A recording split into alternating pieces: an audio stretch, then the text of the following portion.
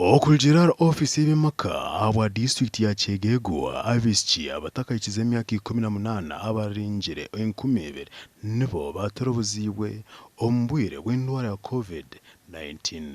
Ahabw'embeera ey'abisiki aba barikurabamu banki ya Absa obwekwatanise n'ekitongole Integrated Efforts for Youth and Women Empowerment batandika hururu y'okureba kuko bahwera abisiki aba.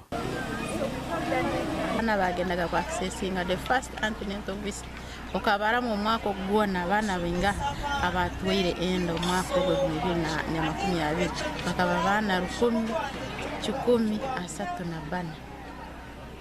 obu tuva kakubantu lenga population ya youth tuba 50.2%.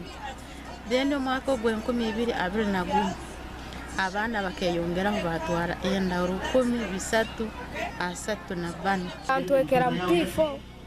tibampaka omusajja tiyampaka yambi kona abomuka tibampaka yambi kona nabona nenda na jairwaro nazara kurungi tani zuma P6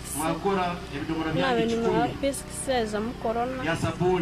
omuzambe abiha yantwe ko yamaze kuntweka namugambera yayanga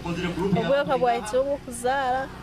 bamparo mu rwaro badanyo kushemezwa nyina kwasima kurambo bayijukire kandi abahereze bikosa bingi nyina kusima Absa Bank kurango eresere bintu bingi donations yengoye n'ibintu bindi na laptops zibayerize kitongole cye yawe banza uhabuzi bw'uhereza abana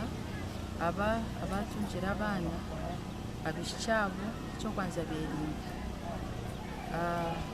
tungenda kiruko konkana sirimeruko here because we're going to give the mothers financial literacy training, which we believe that if they have with the number of skills that they are learning from Yahweh, they will then be able to support themselves as well as their children in the future. Yahweh Uganda njagala okusokojebaza kuro mutima guno wetulaze fe Gashagwa Philip Murangira omulchegegwa.